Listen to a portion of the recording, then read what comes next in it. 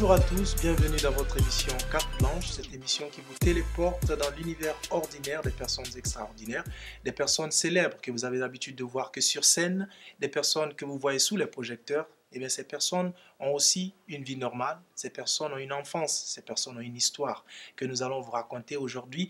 Et aujourd'hui, nous allons avoir un homme très engagé, engagé dans ses propos, engagé dans tout ce qu'il fait comme musique, et c'est le maréchal Elie Kamano.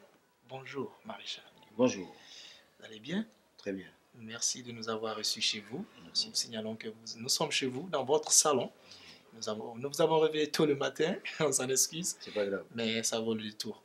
Et aujourd'hui, maréchal, nous allons nous plonger dans votre vie, vie d'enfance, vie d'artiste, vie que vous vivez aujourd'hui. Et la première question que moi je viens vous poser, c'est qui était Elie Kamano à l'enfance? Exactement. Bon, merci d'être venu. Je suis Elie Kamano, comme vous le savez. Je n'arrêterai de me présenter pour ces millions de personnes qui me suivent. J'ai eu une enfance pas très heureuse, pas facile, mais j'avoue que c'est grâce à cette enfance que aujourd'hui je suis devenu très endurant et persévérant et très objectif. Quand j'étais petit, je partais à l'école avec des amis que, sur le plan des études, que je n'enviais pas du tout, mais sur d'autres plans, c'est-à-dire le plan vestimentaire, sur le plan euh, des jeux qu'un enfant peut avoir et tout, des jouets. J'avais pas quand même la chance d'avoir ça parce que ma mère n'étant pas à la maison, n'étant plus à la maison, et j'étais confronté à certaines difficultés. Mais à l'école, j'étais quand même parmi les deux premiers de la classe tout le temps. Et ce n'a pas été facile parce que j'ai vécu dans une famille polygame. Mon père a épousé plusieurs femmes. C'était pas facile pour moi. Je suis allé jusqu'en 10e année, voilà, où j'ai échoué pour la première fois à l'école, au brevet. Et je suis allé à la maison, j'ai vu mon père, je lui ai dit que je voulais aller au lycée, faire le candidat libre, la candidature libre. Il était d'accord. Je suis allé faire mon test au lycée Saint-Georges, où j'ai eu le test, où j'ai été deuxième. Mais après, il a renoncé parce qu'il y avait une pression de par-ci par-là. Et quand il a renoncé, moi je lui disais ceci, je lui dis papa, si tu refuses de m'envoyer à l'école, au lycée, j'arrête mes études. Je pensais qu'avec la pression, avec la menace, qu'il allait céder. Mais après, il m'a dit voilà, si tu veux, tu arrêtes, c'est tes études quoi. C'était pas facile pour moi à l'époque, brillant en classe et tout, peut-être par manque de concentration et tout, pas par manque de niveau. J'échoue au brevet, je viens voir mon père parce que j'avais vraiment la volonté d'étudier, d'aller au lycée et de continuer. Mais en tant que croyant, j'estime que c'était aussi la volonté de Dieu. Une carrière m'attendait, c'est celle dans laquelle je suis aujourd'hui. Donc, quand j'ai arrêté mes études, j'ai décidé de faire la musique. Donc, mon enfance n'a pas été rose. Est-ce que tu as arrêté les études en 10e année, c'est ça? Oui, j'ai arrêté en 10e année les études. D'accord. Oui. Et quel était concrètement, où tu as fait la plus grande partie de ton enfance exactement? Dans quelle localité? Bon, je suis né à Guéguédou, à la maternité de Guéguédou. À 7 ans déjà, après l'école élémentaire, avec les sœurs à Guéguédou, ma mère m'a envoyé à Conakry, chez mon père, à la Camaïenne. Voilà, j'ai grandi à la Camaïenne après la mort de mon grand-père et tout, Malaya. Mon père est rentré à Guéguédou, où il est allé servir en 1989-90. On est resté là-bas, à Guéguédou, où il était le commandant de la forêt. Ensuite, on est revenu à Conakry. Cette fois-ci, dans les années 91-92, à la cité SBK, à Matoto, où j'ai vraiment évolué. Et j'ai étudié, j'ai eu des amis, j'ai tout fait dans cette commune-là. D'accord. Voilà. C'est là que j'ai passé la grande partie de mon enfance. Ok. Et dites, le fait d'arrêter les études, en 10e année et aujourd'hui avoir toute cette capacité d'écriture, tu dois ça à quoi ou à qui? D'abord à ma mère. Mhm. À ma mère parce que lorsque j'ai arrêté mes études, elle m'a lancé un défi. Elle m'a dit d'abord pour que je te laisse faire la musique, parce qu'elle n'avait pas de moyens pour m'envoyer à l'école, au lycée, et elle ne travaillait pas à l'époque. Et elle m'a dit d'abord tu vas me faire une promesse de ne jamais te lancer dans les vices, de ne jamais fumer, de ne jamais boire, de ne jamais te droguer.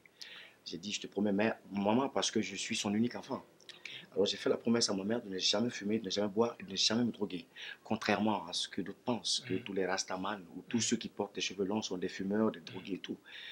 Et ensuite, elle m'a donné mon premier livre. C'était écrit par un auteur brésilien, Paulo Coelho, Maktub. Ma mère m'a offert ce livre et m'a dit, je veux que tu lises, que tu fasses du livre ton premier copain, ton premier ami. C'est ce que j'ai fait. J'ai lu, même là, j'ai des bouquins avec moi de plusieurs auteurs africains. Et d'ailleurs, donc, je tiens cette formation, je tiens cette culture de la lecture et de la pression que ma mère a mis sur moi pour que je fasse la musique écrite, pour que je ne me limite pas à la musique, interpréter une musique juste pour le plaisir ou chanter des choses que je ne pourrais pas justifier demain. Donc, je tiens ça de ma mère et de la lecture. Okay. Voilà. Et aujourd'hui, tu te positionnes comme un artiste leader. Tu te proclames comme la voix des sans-voix. Avais-tu déjà cette position de leader à l'école et entre tes amis à l'enfance? Depuis toujours. Depuis toujours, oui, depuis toujours. Y a-t-il une petite anecdote qui te positionne déjà comme un chef à l'enfance? Quelque chose? Quand on était à l'école, lorsqu'on faisait des kermesses, j'étais chargé d'écrire les sketchs, les scènes de théâtre ou de sketch qu'on devait jouer. J'étais chargé parce que j'avais le don de d'écrire déjà, de crier. Donc, naturellement, je me positionnais comme étant le chef, le leader. Donc, c'est par moi que tout passait. C'est moi qui distribuais les rôles à mes amis. C'est moi qui positionnais des gens. Donc, il y avait ce côté, cet aspect naturel de leader. Et je l'ai dit dans mon livre que j'ai écrit. Je dis, le leader, ce n'est pas celui qui veut ou qui se fait appeler leader ou qui se fait appeler meilleur. Le leadership, ça s'impose naturellement et ça vient tout naturellement. Donc, je crois que depuis l'enfance, parmi mes amis, parfois le plus intelligent ou le plus rusé est souvent celui qui prend la tête de la troupe. Donc, ça a souvent été comme ça. Et tu avais peut-être des amis qui aimaient te harceler ou peut-être des provocations comme des enfants. Comment tu t'en sortais de ce genre de provocations à l'enfance? J'étais très turbulent, j'avoue, et mon père, il était capitaine.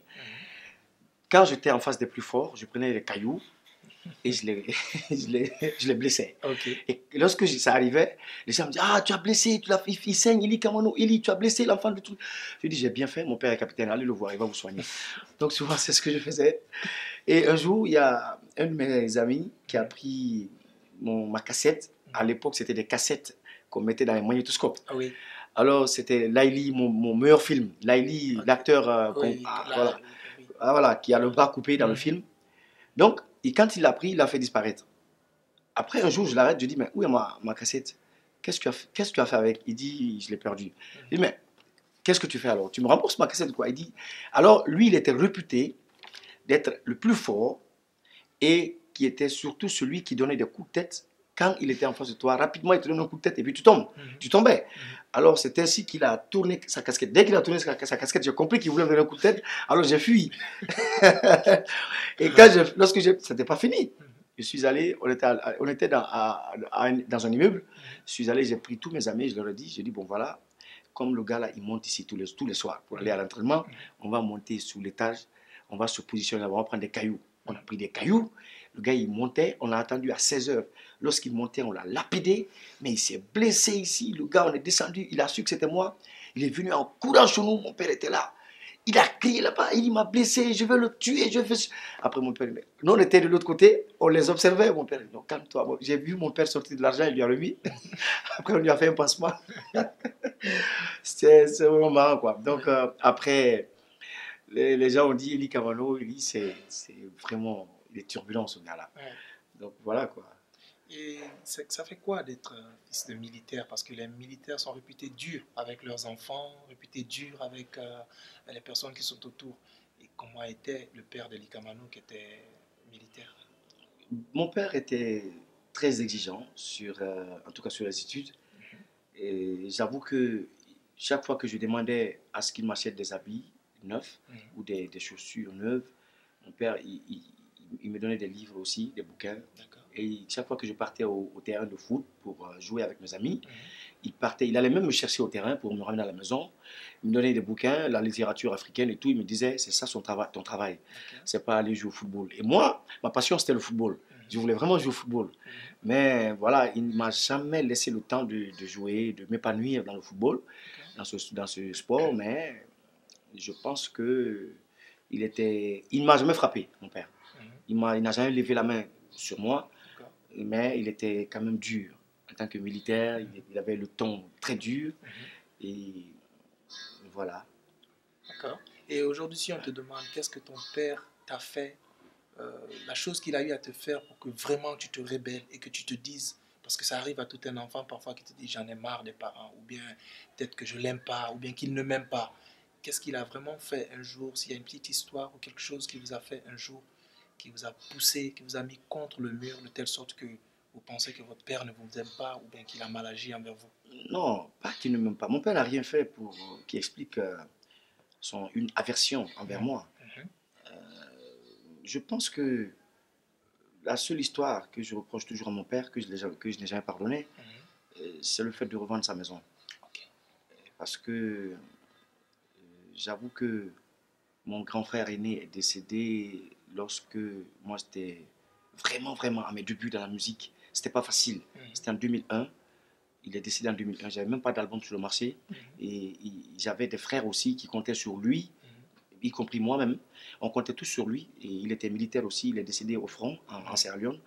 Mais c'est lui qui était la seule personne qui pouvait mettre la pression sur mon père, étant militaire, pour ne pas qu'il revende la maison. D'accord. Hein, parce qu'on avait déjà on avait déjà des échos que Mhm. le papa voulait revendre la maison. Mon frère est venu, il s'est imposé. Mhm. Il a dit, tu ne peux pas revendre cette maison parce que après toi, moi, j'aurai la charge des enfants, des petits frères et tout. Mhm. Et dès que mon frère est parti, la première chose qu'il a fait, c'est revendre la maison. Et je me suis interposé, j'ai tout fait. Et là, jusqu'à présent, je n'arrive pas à le digérer. Ok. Tu viens d'une famille polygame.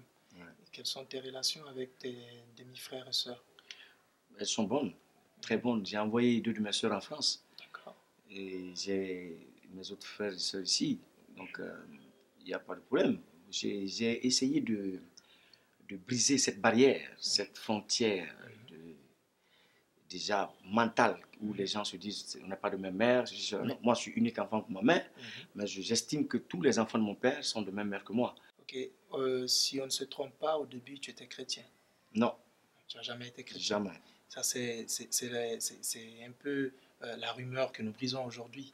Les gens, moi personnellement, ce que j'ai toujours entendu, que Élie Kamano était chrétien Non, et qu'il s'est reconverti non, musulman. non, non, non, non. Donc, tu n'as jamais été Je chrétien. n'ai jamais été chrétien, je ne suis jamais allé dans une église pour prier. D'accord. Élie, c'est vrai, les gens nous disent parce que Élie, c'est un nom, le nom d'un prophète. Mais j'aimerais faire une parenthèse par rapport au nom Élie, au prophète Élie. Élie n'était pas chrétien. Ok. Élie est venu avant Jésus-Christ. Ok. Élie, c'était un envoyé de Dieu, comme Jésus, comme tous les prophètes. Mais il n'est pas venu avant Jésus, donc avant l'évangile. Il est venu avant l'évangile. Donc, on ne peut pas considérer les prophètes qui sont venus avant l'évangile comme étant des chrétiens. Oui. Donc, Élie, son nom dans le Coran, c'est Ilias. Elias, oui. Ah, voilà. Donc, moi, je suis musulman. Mon grand-père était musulman. Et mon père était musulman. Jusqu'à maintenant, je ne sais plus. Il est musulman ou chrétien, je ne sais plus. Mais ce que je sais, c'est qu'il il était musulman. Et son nom musulman, c'était Ibrahim, D'accord. mon père. Mais moi, je suis resté musulman de naissance et jusqu'à présent. Ok. Et les parents, papa et maman, ils sont toujours en vie ou... Oui, ils sont toujours en vie. Ils sont D'accord. toujours en vie. Ils sont à Guéguédou. Ok. Et à part la musique, Élie, tu t'es déjà essayé à autre chose comme Bien sûr. métier? Bien sûr, à l'écriture. L'écriture. Je suis. Non, je disais bien avant que tu ne décides de faire la musique. Tu as fait d'autres métiers, quelque chose Ah d'autre? non, non, non, c'était ma passion, c'était le football. Hein. Je Ok. voulais être un footballeur professionnel. j'ai joué dans l'équipe B avec, pendant que Calaban du Sili National jouait dans l'équipe A. On avait le même entraîneur. Et ma plus grande passion, mon plus grand rêve, c'était de devenir un footballeur professionnel. La musique, c'était même pas dans mes rêves. À l'époque, non, c'était même pas une question de secondaire parce que je ne faisais pas la musique. J'étais footballeur, je jouais, je partais à l'école. En fait, l'histoire avec la musique, ça a commencé avec les amis à l'école, en classe, où on faisait des imitations. Alors on s'est dit, bon, pourquoi ne pas écrire nos propres textes, nos propres chansons, on va voir. C'était dans les années 92, 93. Et c'est là qu'on a commencé à écrire nos textes, produire ça, sur le sida, la guerre, des thèmes comme ça. Donc c'est ainsi que c'est parti, on a vu, les gens ont vu que j'avais une bonne plume. Ils se sont dit, mais tu peux écrire, c'est bien. Donc c'est ainsi que c'est parti avec la musique. Et sinon, c'était pas... En parlant de musique, on sait que tu as commencé la musique par le rap. Oui. Et après, tu es devenu reggae man. Pourquoi ce choix? Parce qu'à un certain moment de l'histoire de notre musique en Guinée, j'ai vite compris que le rap n'avait pas assez d'avenir. Le hardcore n'avait pas assez d'avenir dans ce pays-là. Et moi, j'aimais exprimer mes sentiments à travers la musique. Pour moi, la musique, c'est un instrument de vérité, pas un instrument de propagande. Donc c'est à travers ça, moi, j'exprime mes sentiments. Alors quand j'exprime des sentiments, j'aime me faire entendre. Et comme ça, avec le rap, j'ai compris tout de suite que le rap n'avait pas une grande audience, comme le reggae. Alors j'ai décidé de quitter le rap pour le reggae. Et aujourd'hui, le temps m'a donné raison. Et comment a commencé l'histoire avec Tiken Jah Fakoly? Bon, lui, je l'ai rencontré, Tiken, je l'ai rencontré à Bamako en 2004. Je l'ai rencontré à Bamako en 2004. Quand j'étais allé pour le festival Les Tamandidor, c'est là que je l'ai rencontré. Et quand je l'ai rencontré, il m'a invité chez lui. Voilà, on a fait connaissance. Et depuis ça, je suis revenu, on a chanté sur un titre de l'album Trafiquant. On a chanté ensemble, on a même fait le clip. Trafiquant, voilà. C'était un album rap, c'est ça? Oui, c'était le dernier album rap. D'accord. Le dernier album rap. Et à part ce projet, vous avez fait, quelles sont les autres choses que tu as déjà fait avec Ili Kamano et avec Tiken Jah Fakoly, autant pour moi? Bon, rien. Rien d'autre. Rien, sauf quand il était venu ici en Guinée, il m'a appelé sur scène. Sinon, rien d'autre. Ok. Et tout récemment, tu as exprimé ton envie de te lancer dans la politique en te présentant aux élections communales de la commune de Matoto. Après toutes tes dénonciations, crois-tu que c'est une bonne décision? Bon, une très bonne décision, même si elle n'est pas partagée par ceux qui ne veulent pas me voir partir. Ceux qui pensent que aller, c'est échouer déjà. Ceux qui pensent que aller, c'est aller se cogner la tête contre le mur et tomber. Et ceux qui pensent que aller, c'est faire des sacrifices vains. Moi, je pense qu'il y a aussi une autre catégorie de personnes, une autre couche de personnes qui veut vraiment que je me lance dedans, parce que cette catégorie de personnes a confiance en moi. C'est que je ne suis pas cet artiste ou cette personne qui a refusé plus d'une décennie, qui a combattu des systèmes, qui a refusé de se vendre, de vendre sa dignité et contre une montagne d'or, que cette personne va demain trahir le peuple de Guinée en occupant un poste de responsabilité. Je pense que je comprends parfaitement ceux qui ne veulent pas que je parte, ceux qui veulent que je reste artiste, qui veulent que je reste la voix du peuple, mais en même temps, il faut faire comprendre aux gens que quelle que soit notre envie de faire changer les choses, en tant qu'artiste, on ne pourra pas faire changer les choses si on n'est pas parmi les décideurs. Parce que Dieu même, quand il a eu le mal sur terre, la terre qu'il a créée, il a envoyé des messagers. Et ces messagers sont venus au cœur de ceux qui faisaient le mal pour amener ces gens à changer de comportement. Donc pour combattre le mal, il faut être au cœur du mal.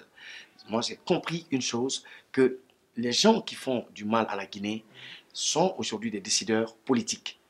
Et alors, pour être à un niveau où on pourra faire changer de comportement, changer de méthode, changer les choses, il faut être parmi les décideurs. Donc, je ne pense pas que ce soit une mauvaise chose. Et si je comprends un peu les choses, tout de suite, s'il y a quelqu'un qui fait quelque chose, qui ne le fait pas comme ça se doit, et qu'on a envie que cette personne s'en aille, je pense qu'on devait d'abord chercher à ce que la personne s'en aille et qu'on vienne faire les choses comme ça se doit, ou C'est comme ce que tu essayes de faire, collaborer avec déjà ce système qui est en place que tu dénonces toujours. Je ne collabore pas. Être maire, c'est d'abord de l'indépendance. Je suis un candidat indépendant. Si je suis élu maire de la commune de Matoto, je ne suis pas obligé de collaborer avec le gouvernement ou avec les gens en place. D'ailleurs, c'est ce que j'ai dit, si je suis maire de la commune de Matoto, la façon dont je m'y mettrai pour vraiment faire avancer la commune de Matoto et faire en sorte que cette commune soit une commune émergente, qu'elle émerge, c'est cette façon, cette leçon que je vais donner aux autres, à ces gouvernants qui ont montré, qui ont démontré leurs limites aujourd'hui. C'est cette différence que le peuple fera et que le peuple dira oui, ces gens ils avaient les moyens de le faire, mais il manquait de volonté politique. Donc, ça va être une sorte de concurrence. C'est-à-dire que ça va être un opposant à eux qui occupe un poste, mais ce poste où il a été élu par la population, par le Matoto. Donc, je ne suis pas là pour attendre qu'eux ils partent, qu'ils quittent d'abord le pouvoir pour exprimer ma volonté d'être maire. Si l'occasion se présente aujourd'hui, je le dis toujours, que je sois parmi les décideurs de ce pays, je le serai parce que j'ai envie de prouver aux Guinéens qu'il y a une autre façon de gouverner, qu'on peut gouverner avec le cœur. Et aujourd'hui, nos gouvernants, ils font la politique avec les paroles, avec des fausses promesses, et ce qui fait que la politique a une mauvaise... Le peuple a une mauvaise perception de la politique. Dès que tu dis c'est un homme politique, les gens te disent ah c'est des menteurs. Et ça, ce n'est pas vrai. Je ne suis pas d'accord. Le politique n'est pas un menteur, mais c'est eux qui font de la politique un instrument de mensonge. Le politique, c'est celui-là qui, durant toute sa vie, se met au service du peuple, qui ne se sert pas du peuple. C'est ça d'abord la politique. On a vu Thomas Sankara qui a fait la politique avec le cœur. On a vu Kwame Nkrumah qui a fait la politique avec le cœur, parce qu'il aimait son pays. On a vu les Nelson Mandela, on a vu les Samora Machel, on a vu tous ceux, les Olympio, les Modibo Keïta, tous ceux qui ont fait la politique avec le cœur, avec l'amour et patriotisme. Et quelle sera la particularité de Eli Kamano en tant que maire? La particularité est déjà là. Déjà, la particularité de Eli Kamano en tant qu'artiste, c'est que Eli Kamano est un artiste cohérent. Le seul qui est cohérent dans ses propos et dans ses actes. Je serais aujourd'hui un artiste très riche si j'avais accepté de collaborer avec le diable. Je ne peux pas combattre le diable dehors et lui réserver une place dans ma maison. Ce n'est pas cohérent. C'est paradoxal. Donc, j'estime que ça suffit pour garantir, pour asseoir cette crédibilité. Ça suffit pour que le peuple ait confiance en moi et pour me confier la destinée de la commune de Matoto. Donc, je pense que si j'étais tenté par l'argent, je serais franchement aujourd'hui l'artiste qui vit dans sa villa, dans des villas ou dans des maisons, dans des voitures climatisées et tout. Mais j'aimerais que les gens comprennent, encore une fois, qu'il y a ce que les gens disent, ce que les gens inventent, les rumeurs que les gens... Eli Kamano, en 2010, a soutenu le RPG, Eli Kamano a soutenu tel ou tel. J'ai défié tout le monde. Que celui qui m'a vu un seul jour, ou qui m'a entendu, ou qui m'a vu chanter pour un leader, pour un parti, mais qu'il le montre s'il a des enregistrements, qu'il le montre s'il a des photos, qu'il le montre s'il a des preuves. Parce que ça n'a jamais été le cas.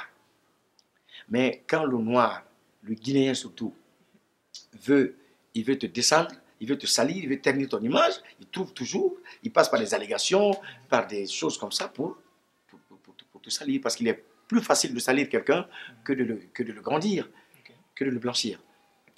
Donc, on va encore se retourner un peu dans ton passé. On se rappelle, moi personnellement, je ne me rappelle plus de l'année exactement, mais on se rappelle que tu avais fait un accident où tu as failli perdre la vie. On voulait vraiment que tu nous expliques concrètement qu'est-ce qui s'est passé. Bon, cet accident, souvent, je n'aime pas parler de cet accident parce qu'il m'a laissé des séquelles physiques, mais aussi des séquelles morales et spirituelles. Morales parce que il y a mon petit frère qui est mort. De lait? Pas de lait, C'était mon cousin, mon petit cousin. Ok. Sa mère et mon père sont de même père. Et pour la petite histoire, en 2005, je vivais avec ma mère quand j'ai sorti l'album Trafiquant. Alors j'avais fait une petite prestation à la déviation où je gravais des CD pour les gens. Donc à 5000 francs, tu viens, j'avais des CD, je te fais la sélection ou les sélections, alors tu payes 5000, je te donne le CD. Et quand ma mère est partie à Guéguédou pour aller travailler, elle m'a laissé seule à la maison. Donc moi, la maison était grande pour moi. J'ai laissé la maison, je cherchais une maison entrée couchée ou entrée chambre, bon, chambre, salon, douche, un truc comme ça. Donc j'étais pratiquement dans ma prestation, je dormais presque là-bas. Mon petit cousin qui est mort, il est venu me voir un jour, il voulait faire des CD, il m'a dit, ah mais tu es ici? Je dis oui, je suis là. Il dit mais, je dis cherche-moi une maison à Sangoya. Il m'a dit d'accord. Alors il est venu, il m'a dit mais grand frère, au lieu de chercher une maison, mais viens à la maison, il y a un magasin inachevé, tu vas construire une maison là-bas, une chambre, salon, douche interne. Tu dis à ta tante, c'est ta tante quoi. J'ai dit ok, il est allé dire ça à ma tante. Il a dit mon frère veut venir ici, il veut construire. Ma tante a dit il n'y a pas de problème. C'est ce qui me choque dans l'histoire. Il est venu, il m'a dit donc tu peux venir, on va faire les travaux. Et c'est lui qui a fait ces travaux-là. J'ai construit la maison là, une chambre, salon, douche interne. Et lui et moi, on a fait ces travaux. Après, j'ai déménagé. Okay. Et quand j'ai déménagé, et c'est avec lui que j'ai voyagé, il est décédé. C'était où le voyage? C'était à Rorira. Non, ça s'est passé à j'ai oublié. C'est dans Dubreka? Non, c'était à Kindia. Juste après le pont, le barrage, le deuxième barrage après le barrage de Kaka. Il y a un deuxième barrage devant. Juste après ce barrage, il y a un pont qui est devant. C'est là-bas où on est tombé. Vous êtes tombé dans le pont? C'était dû à quoi? Un camion? On est tombé dans le pont. Non, en fait, le chauffeur, moi j'étais fatigué. La veille, je ne pouvais pas. J'avais veillé jusqu'à 4 heures parce qu'il y avait l'anniversaire d'une amie qui m'avait invité. Alors on a veillé jusqu'à 4 heures. J'ai appelé le chauffeur. Il est venu.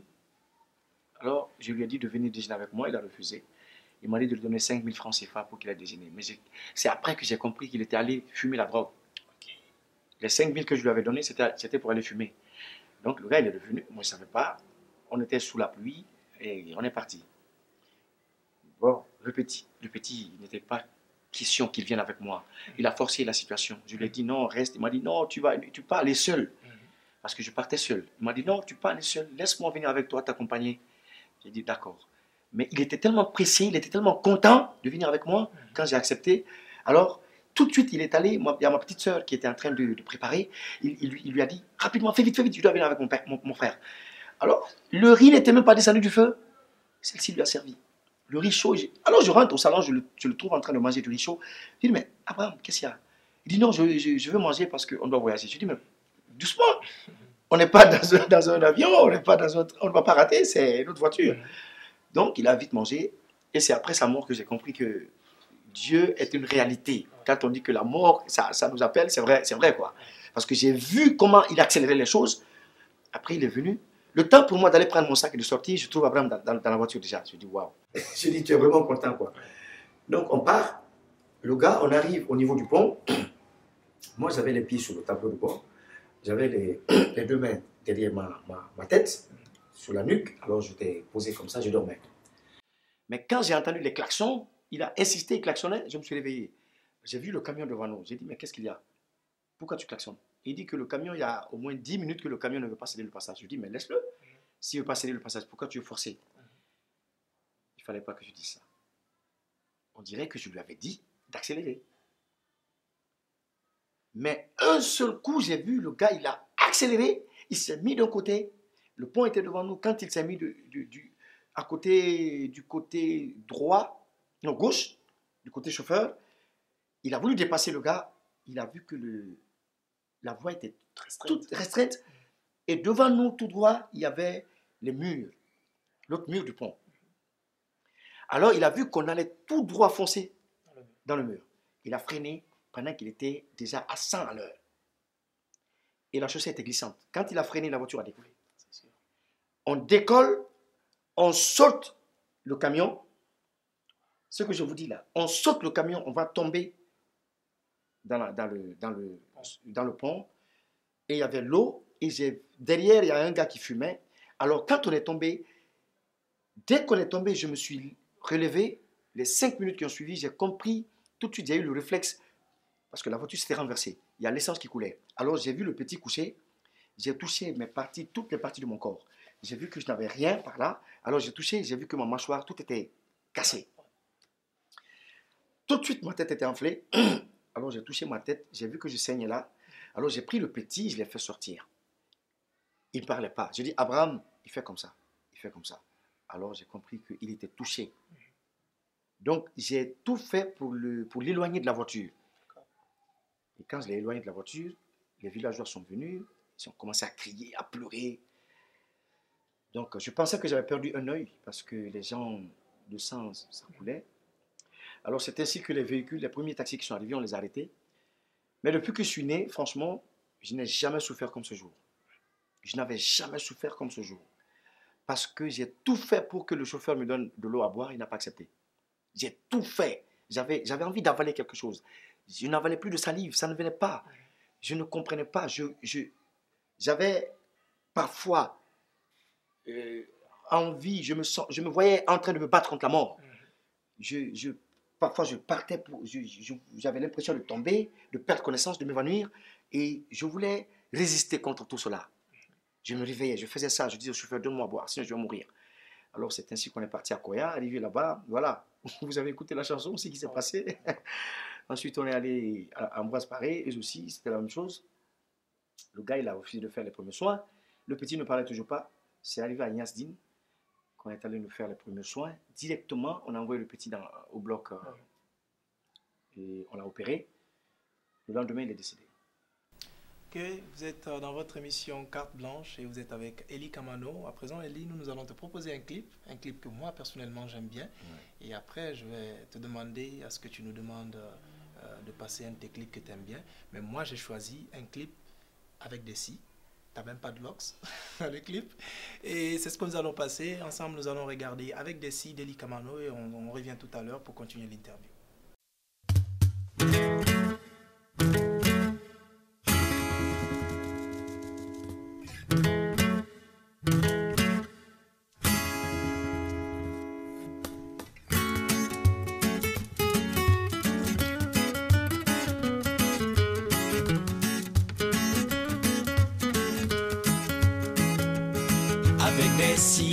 Avec des si, on peut changer le monde. Avec des si, on peut changer le monde. Avec des si, on peut changer le monde. Avec des si, on peut changer le monde. Si j'étais burkinabé, je ne trahirais jamais l'amitié.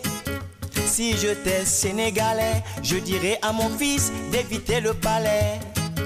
Si j'étais camerounais, je jure de quitter le pouvoir dès demain. Mais comme je suis salé sué de sang, je le garde jalousement au creux de mes mains. Si j'étais gabonais, je refuserais ce sale topo des Français. Pour ne protéger que leurs intérêts, en écartant les opposants à coups de balai. Si j'étais congolais ou même togolais, comme l'Afrique n'est plus un royaume, je ne ferai pas du pouvoir un héritage, tu sais. Mais comme je ne suis ni l'un ni l'autre, ni l'un ni l'autre, je crie mon désespoir et c'est pourquoi je dis avec des si, on peut changer le monde. Avec des si, on peut changer le monde. Avec des si, on peut changer le monde. Avec des si, on peut changer le monde. Si j'étais ivoirien, j'organiserais des élections le mois prochain. Parce que je suis pas un assoiffé de pouvoir. Si la France n'en veut plus, je lui dirai au revoir. Si j'étais nigérien, je suivrais l'exemple de mon confrère malien. Et si j'étais nigérian, je céderais le pouvoir au mieux portant. Si j'étais somalien, j'arrêterais de mitrailler des Somaliens. Et si j'étais soudanais, le Darfour ne serait plus un champ de guerre. Si j'étais démocratie, avec des armes je m'installerais dans tous les pays. Mais si j'étais libyen, je porterais main forte au colonel Kadhafi. Parce que l'Afrique n'est plus une colonie, et cela il y a plusieurs décennies.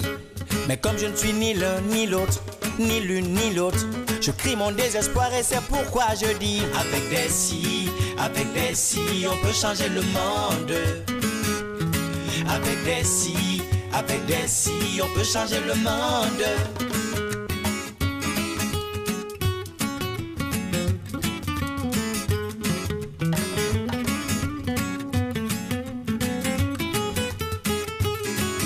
Oui, si je t'aime. Oui, si je t'aime. Oui, si je t'aime. Oui, si je t'aime. Si j'étais américain, je n'irais pas foutre le bordel chez les Irakiens. Mais comme je voulais venger mon père et vendre mes armes, il me fallait l'âme de Saddam. Si j'étais français, je n'irais pas foutre le bordel chez les Africains. Et si j'étais à Copenhague, ça n'aurait pas été une vaste blague. Si j'étais palestinien, je n'enverrais pas des enfants se faire tuer pour rien. Sous prétexte que c'est un ordre divin, se faire exploser dans tous les coins de Jérusalem. Si j'étais israélien, je jure de changer le mal en bien. Indépendante, la Palestine ne me dit rien. Arrêtez de sacrifier des enfants pour rien. Mais comme je ne suis ni l'un ni l'autre, ni l'une ni l'autre, je crie mon désespoir et c'est pourquoi je dis: avec des si, on peut changer le monde. Avec des si, on peut changer le monde. Avec des si, on peut changer le monde. Avec des si, on peut changer le monde.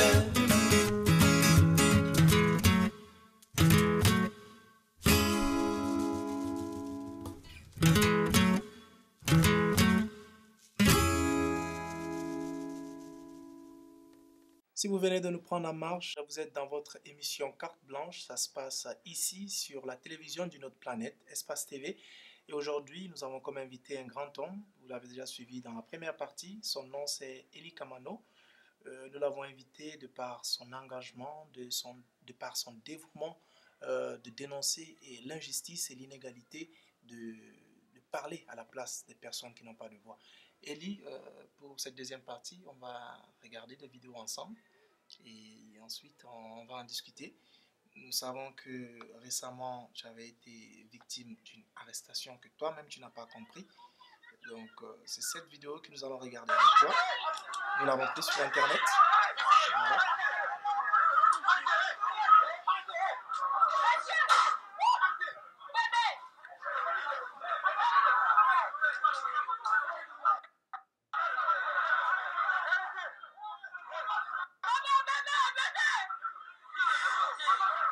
Toujours dans le cadre de cette arrestation, nous avons une seconde vidéo que nous allons suivre. Là, j'étais en pleine discussion avec le colonel Bafoué sur le terrain.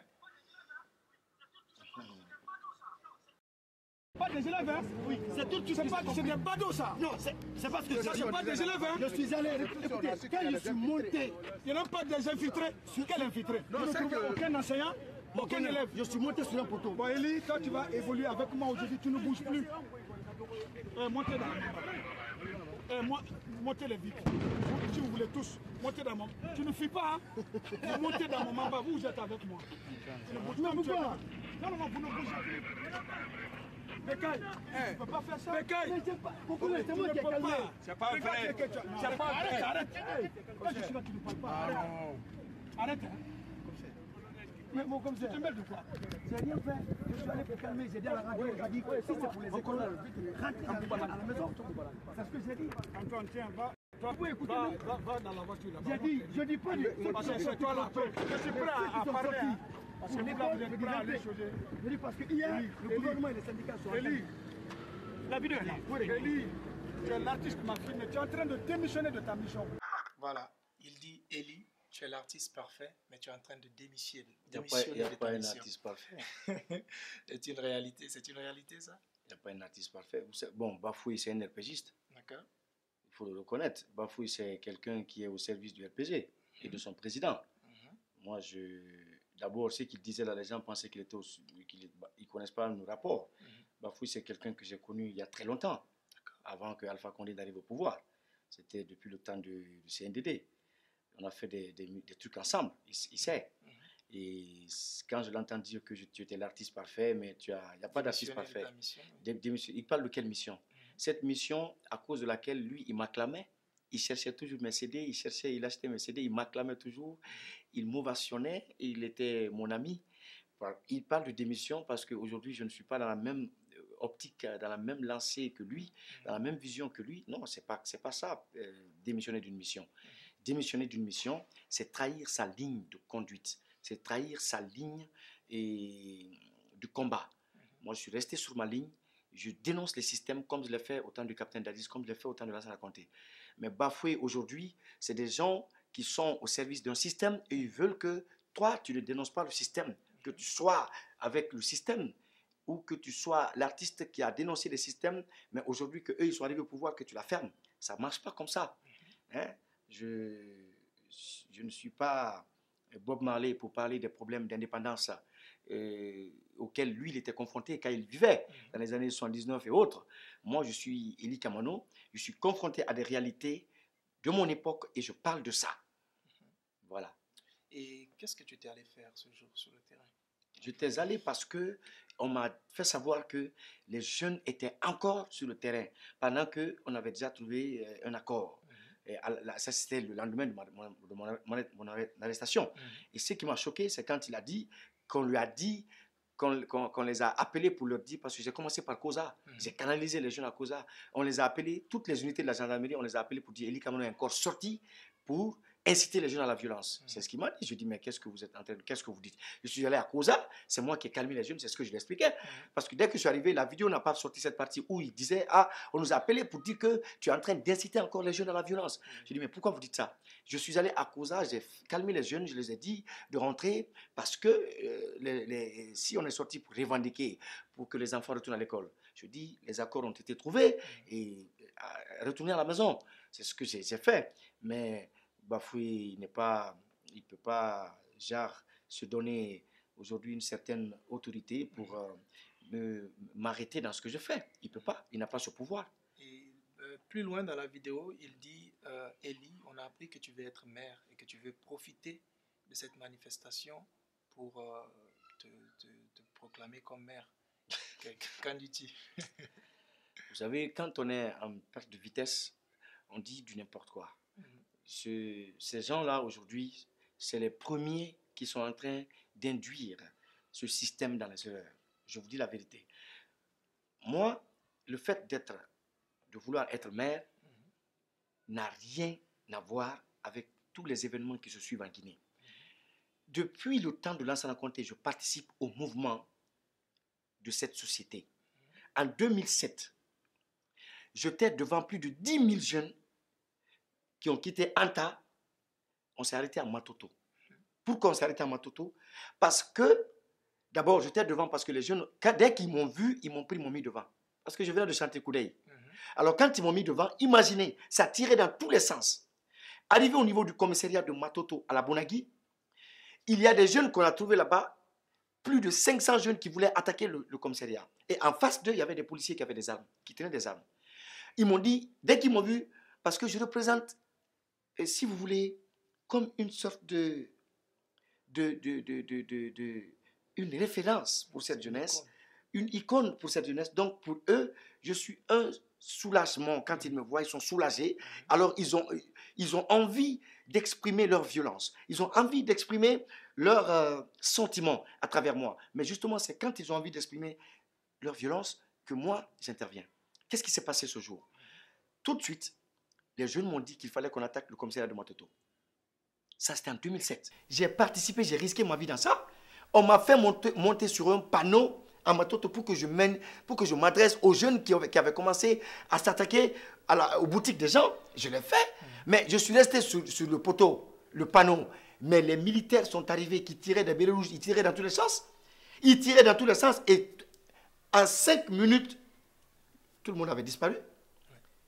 Des milliers de jeunes qui étaient là avaient fui. Ben, j'étais là, je suis descendu, je me suis arrêté. C'est là que les jeunes...